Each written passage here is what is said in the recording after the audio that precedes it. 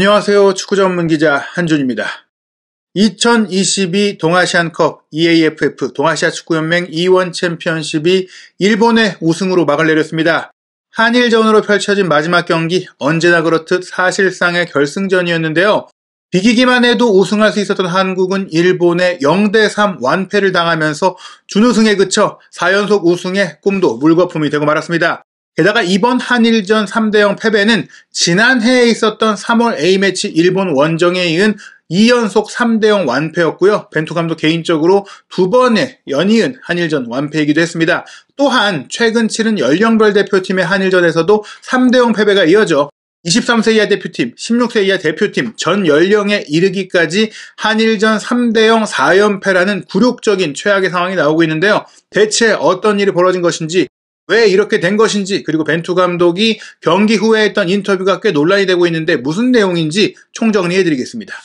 2022 동아시안컵 원래 중국에서 열리기로 했었는데요. 코로나19 확산으로 중국이 올해 항저우 아시안게임도 연기하고 내년 여름에 치를 아시안컵도 개최를 포기하고 동아시안컵 역시 개최를 포기했거든요. 그런 가운데 동아시아 축구연맹 본부가 있고 실질적으로 동아시아 축구연맹의 운영을 주도하고 있는 일본에서 이 대회를 대신 개최했습니다.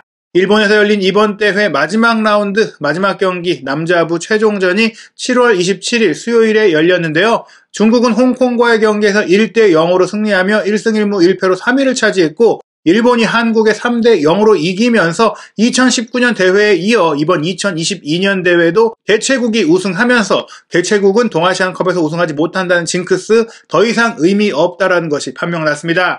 일본이 중국전 0대0 무승부로 꽤 많은 비판을 받았었는데요. 대대적인 로테이션 속에 실질적으로 이번 대회 참가 선수 중에서도 완전히 후보로 꾸리면서 중국에 고전을 했었죠. 한국과의 경기는 다시 한번 홍콩을 6대0으로 대파한 현 소집 대표팀 중에 주력 선수들이 모두 나오면서 승리했고요.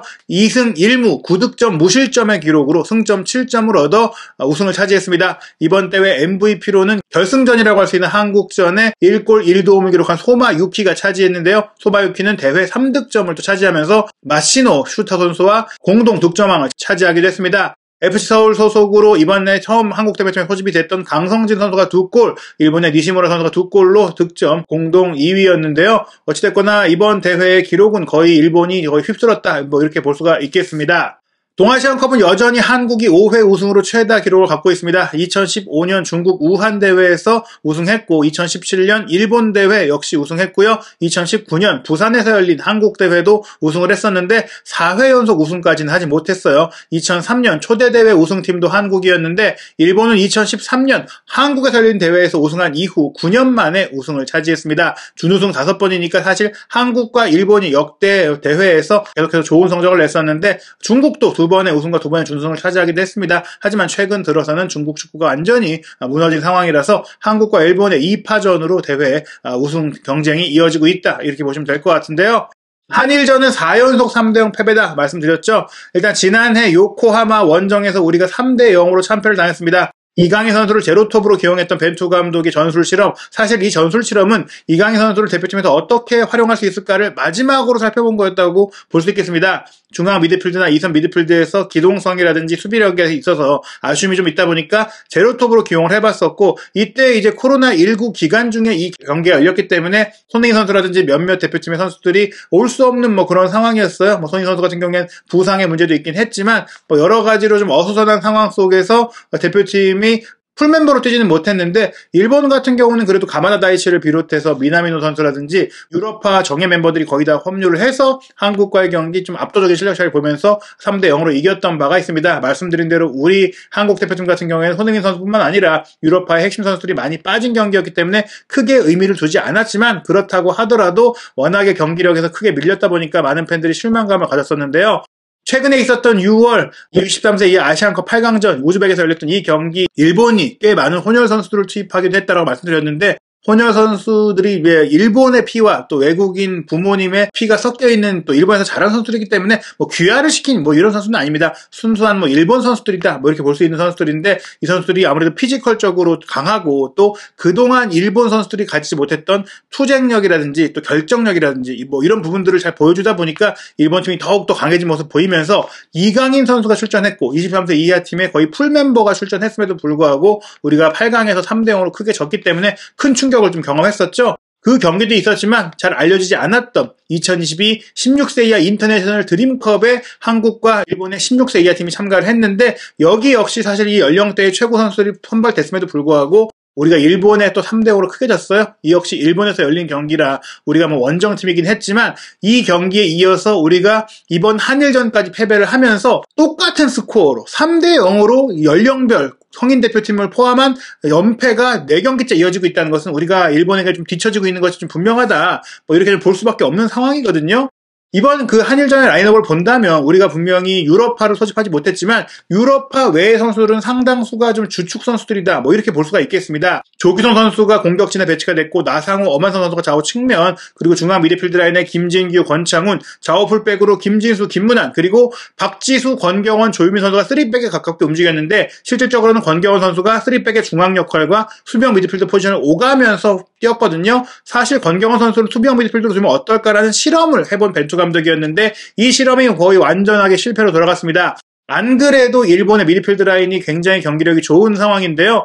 그런 가운데 권경원 선수가 좀 외로운 경기를 할 수밖에 없었고, 김진규, 권창훈 선수와도 호흡이 그렇게 잘 맞지 않았었고, 중원 장악력에 있어서 완전히 상대에게 밀리는 상황이 되면서 우리가 철저하게 밀렸다 이렇게 좀 볼 수가 있겠습니다. 그럼에도 불구하고 우리 대표팀이 좀 아쉽다라고 평가되는 부분은 바로 이거예요. 조규성, 나상호, 김진규, 권창훈, 엄원상, 그리고 김문환, 조유민, 권경원, 김진수, 조현우 선수까지 모두 6월에 있었던 월드컵 대비 4연속 평가전 일정에 합류했던 선수들입니다. 즉 우리 대표팀은 유럽파가 빠졌다고 하더라도 유럽파 외에는 월드컵 엔트리에 들 수 있는 정예 멤버들이 이 경기를 치렀다는 것인데, 일본 같은 경우에는 타니 골키퍼가 이번에 처음 A매치에 소집된 선수고, 전방 공격수인 마치노 역시 그런 선수였고요. 그 나머지 선수들, 미드필드인 후지타 같은 경우에는 23세 이하 아시안컵에서 주장을 맡았던 선수인데 이번에 역시 처음 A매치에 소집된 선수입니다. 물론 사사키 선수라든지 소마 선수 같은 경우에는 대표팀 경력도 꽤 많고 또 도쿄올림픽 참가하기도 했던 일본에서도 기대하고 있는 선수인데, 그렇다고 하더라도 이 선수들, 이번에 한일전에 뛴 선수들은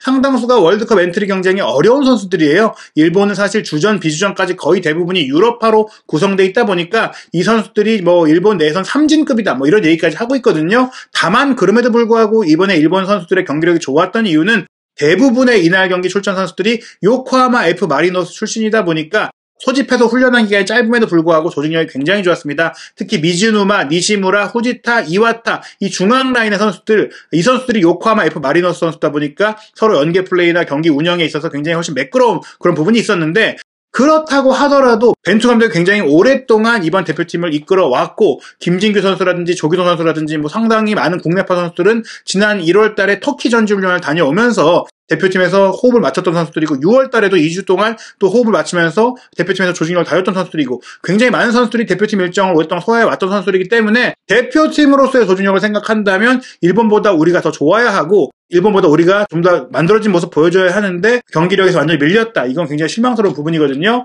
3골을 내줬는데 3골 모두 우리 수비가 갖고 있는 세트피스의 문제점뿐만 아니라 상대의 연계 플레이에 휘둘렸다. 이렇게 볼 수 있겠어요. 어떻게 보면 벤투 감독이 원하는 빌드업 축구 만들어가면서 상대에 가둬놓고 플레이하는 공격 기회를 만들어내는 작업들은 거의 일본이 보여줬다. 우리가 하고 싶은 플레이를 일본이 다 했다. 이렇게 볼 수 있겠는데요. 전반 추가 시간에 나온 선제골 같은 경우에는 오른쪽 측면에서 코이케 선수가 가운데로 공을 빼줬을 때 한 명의 선수가 이 공을 흘려주면서 후지타에게 연결이 됐고요. 후지타가 가볍게 툭 차 올린 크로스 패스를 반대편 뒤쪽으로 들어갔던 작은 키의 소마 선수가 헤더 슈팅으로 마무리하면서 선제골을 넣었어요. 키가 중요한 게 아니라 위치 선정과 타이밍과 유기적인 이 스위칭 플레이를 통해서 빈 공간을 찾아가는 이런 빌드업을 통해 만든 헤딩골이었기 때문에 일본의 선제골이 대단히 빛났고 일본 축구의 강점을 보여준 장면이었고요. 후반 18분에는 심지어 코너킥 상황에서도 우리가 헤더골을 내줬는데 키가 177cm밖에 되지 않는 사사키의 헤더였고, 또 킥은 선제골을 넣었던 소마 선수가 코너킥을 연결할 정도로 이 선수가 헤더 능력이 아니라 사실은 슈팅력이 굉장히 좋은 선수고 킥력이 좋은 선수다 보니까 전반전에도 정말 아슬아슬하게 빗나가던 대각선 슈팅으로도 골을 넣을 뻔했거든요. 이 코너킥으로 어시스트를 추가하면서 2대0을 만들었고, 후반 27분에 3대0을 만든 골이 정말 기가 막혔습니다. 중앙에 공격형 미드필더로 출전했던 니시무라 선수가 오른쪽 측면에 이제 공격으로 전진 배치된 풀백 코이케에게 패스를 했고, 코이케가 후지타에게 밀어준 패스, 후지타는 가운데로 다시 한번 찔러 들어간 니시무라를 향해서 스루 패스를 연결해줬고요. 니시무라 선수는 이 공을 본인이 받으면서 동시에 오른쪽 측면에서 오버래핑으로 문전 우측으로 치고 들어온 라이트백 코이케에게 툭 밀어줬어요. 로빙으로 밀어줬죠. 그 로빙으로 밀어준 공을 코이케가 다시 한번 문전 반대편으로 컷백 패스를 내주면서 스트라이커인 마치노가 뒤에서 달려들어와서 마무리했거든요. 니시무라의 이런 주고받는 움직임에 한국 수비수들이 완전히 동선을 놓쳤고, 그 뒷공간으로 들어갔던 코이케도 놓쳤고 마치노까지 놓쳤고, 원터치 플레이와 수시로 움직이는 선수들의 이 3자 움직임이 워낙 기민하고 효과적이다 보니까 우리 선수들이 거의 땅에 발이 붙어있는 것처럼, 거의 얼어붙은 것처럼 이 플레이를 지켜만 보다가 실점할 수밖에 없었기 때문에 경기력에서 우리가 상대가 안 됐다. 90분 동안 우리의 유효 슈팅이 하나밖에 안 됐는데 일본은 3골을 넣었고 그 이상의 골을 넣을 수 있는 경기력을 보였다. 정말 심각하게 완전히 밀렸던 3대0 패배다. 이렇게 볼 수가 있겠습니다. 일본 팬들의 반응도 마찬가지인데요. 야후 재팬 뉴스란에 이 경기의 속보가 올라왔을 때 베스트 댓글을 차지한 글은 이렇습니다. 안정적으로 한국의 3대0으로 승리했다. 내용상으로도 완승이다. 국가대표팀의 주전 선수를 1군이라고 한다면 대기 선수들이 2군이고 이번에 나온 선수들은 3군이다. 중국전은 4군이 나온 경기였다고 할 수 있겠다. 그러니까 이제 선발 엔트리에 11명이 드는 선수들이 주전으로 1군이라면 그 멤버에 들지 못하지만 벤치에 대기에 있고 교체로 들어갈 수 있는 선수들을 2군이라고 보고, 거기에도 못 들고 평소에는 대표팀에 뽑히지 못하는 선수가 3군, 그 멤버들의 로테이션 멤버가 4군이다. 이렇게 구분을 했어요. 그렇게 본다면 한국은 풀멤버다. 우리가 이제 2군급이 나왔다고 볼 수 있겠죠. 우리는 선발 11에 들어가는 선수도 몇 명이 있었고 그 외에 들지 못하더라도 벤치에는 앉는 선수들이 있는데, 일본은 거의 첫 소집 선수들이 대부분이고 우리는 사실 평소에 대표팀에 들던 선수들이니까 그런 상태에서 일본 3군이 한국 2군의 3대0으로 이긴 것이다. 한국과 일본의 축구 저변과 인프라의 차이가 드러난 것이다 라고 얘기를 했는데, 여기에 대해서 반박할 만한 말이 떠오르지 않을 정도로 사실 우리의 경기력이 밀렸고 선수단의 구성도 그랬던 게 맞다라고 볼 수 있겠습니다. 일본 팬들 같은 경우에는 일본이 중국과 0대0으로 비겼을 때 한국 언론에서 일본 너무 실망스럽다, 뭐야, 이렇게 좀 비판적인 보도를 했던 것에 쾌감을 느끼는, 봤냐? 약간 이런 느낌인 것 같은데요. 사실은 한국 대표팀도 2차전 홍콩과의 경기에는 후보 선수들을 이번 소집 멤버 중에서 내세웠고 일본도 후보를 내세웠던 것이기 때문에 결국엔 이번 한일전이 중요했던 것이고 첫 번째 경기가 진정한 실력이었다고 볼 수 있겠거든요. 일본은 홍콩을 3대0으로 이겼고 우리도 중국을 3대0으로 이겼던 상황이고, 그런 팀끼리 붙었는데 일본이 3대0으로 이겼다. 그렇다면 이번 동아시안컵에 참가한 팀의 전력으로 보자면 일본이 한국보다 강한 게 맞다고 할 수 있을 텐데요. 파울로 벤투 감독도 이번 경기 패배하고 실망감을 드러냈습니다. 어려울 거라고 예상은 했다라고 말을 했는데요. 우리가 좋은 팀을 만났다는 걸 알았다. 일본이 좋은 팀이라는 걸 알고 있었다. 더 이상 말할 게 없다라고 말하면서 좀 고개를 떨궜는데, 일본이 우리보다 나았다고 했어요. 경기 내내 상대가 일본이 이길 만한 경기를 했고 우리는 해야 할 플레이를 하지 못했다. 벤투 감독이 2019년에 한국에서 열렸던 동아시안컵에서 우승을 했었잖아요. 그때와 비교한다면 우리가 준비를 잘 못했다라고 했는데, 이번 대표팀 같은 경우에는 K리그 일정이 빡빡하다 보니까 사전에 훈련해보지 못하고 소집하자마자 바로 이동해서 하루 이틀 정도 몸 풀고 훈련하고 바로 경기를 시작했기 때문에 훈련의 성과를 낼 수 없었다 이렇게 얘기한 것 같은데, 사실 조금 이해할 수 없는 것은 6월 달에 2주간의 훈련을 했었고 4경기나 했고 그 경기에 참여한 선수들이 상당수 있었기 때문에 변명이 되기는 어려울 것 같습니다. 벤투 감독은 이런 얘기를 했어요. 코칭 스태프도 그렇고 한국 국민들이 알아야 하는 것은 비주전 선수들로 격차를 좁히려고 하고 있지만 그 격차는 더 커질 것이다. 내가 격차를 좁히려고 노력해보고 있지만 현실적으로 그 격차를 좁히긴 어렵다. 왜냐? 주전 선수들은 유럽에서 또 좋은 무대에서 성장하고 발전하고 배우고 있는데 K리그에서 뛰고 있는 선수들이 그만한 발전을 하기가 좀 쉽지 않은 여건이다. 이렇게 해석할 수 있는 얘기예요. 대표팀 감독이 이 선수들을 항상 소집해서 훈련시킬 수 있는 게 아니기 때문에 이미 갖춰진 경기력을 통해서 플레이를 해야 되는데 그 경기력을 발전시키는 것이 현실 시점에서 어렵다라고 보는 것이고, 특히 이제 유럽파와 사실 국내파의 격차가 점점 더 커질 것이다라는 암울한 전망을 한 것인데요. 반대로 일본 같은 경우에는 유럽파가 굉장히 많은 가운데 국내파 선수들조차도 경기력이 좋고, 물론 요코하마 F 마리노스에서 뛰는 선수들이 대부분이라는 점에 있어서 일본이 조직력이 있어서 좀 유리한 점도 있었다라고 말씀을 드렸지만, 사실 한국 역시 대표팀에서 소집을 해왔던 선수들이 많다라는 점, 김진규, 권창훈 이런 선수들 같은 경우도 꾸준히 훈련한 시간이 꽤 많이 있다 보니까 우리가 좀 우려가 되는 부분이 있는데요. 모리아스 일본 대표팀 감독은 이미 지난해 한일전에서 3대0으로 이겼던 적이 있지만 2019년 동아시안컵에서 이제 한국에 패배해서 준우승했던 그때 얘기하면서 복수를 좀 생각하고 이번 대회에 나섰는데 우승을 해서 좋았다. 특히 중국과의 2차전에 득점 없이 비겨갖고 분했는데 오늘은 3골을 넣어서 또 패승을 했다. 국내파 선수들만 소집을 했고 일본 역시 훈련 시간이 거의 없었지만 결과를 남겼다라고 만족을 했고요. 한일전이 특별하다는 것은 일본 팬들, 국민들, 축구 관계자들도 다 알고 있다면서 이번 한일전 승리 정말 기쁘다라고 또 인터뷰를 했습니다. 이번 패배로 인해서 월드컵에 대한 걱정과 우려가 더 커지고 있는데요. 9월 19일에 소집해서 27일에 해제되기까지 월드컵을 준비하는 마지막 A매치데이가 있습니다. 이 A매치데이에 우리가 어떤 팀을 만나게 될지 많은 분들이 궁금해하시고 계신데요. 아무래도 월드컵에 참가하는 팀이 될 가능성이 높다고 봐야 될 것 같아요. 일본은 이미 대진이 확정이 됐습니다. 유럽 원정을 떠나서 미국 대표팀, 에콰도르 대표팀과 경기를 치르는데요. 한국 같은 경우에는 국내 평가전을 추진하고 있는 것으로 알려졌고요. 경기 일정은 비슷할 겁니다. 6월 23일에 첫 경기, 27일에 두 번째 경기를 할 거예요. 보통 이제 한국 시간으로 목요일에 첫 경기, 화요일에 두 번째 경기를 하는 그런 일정인데요.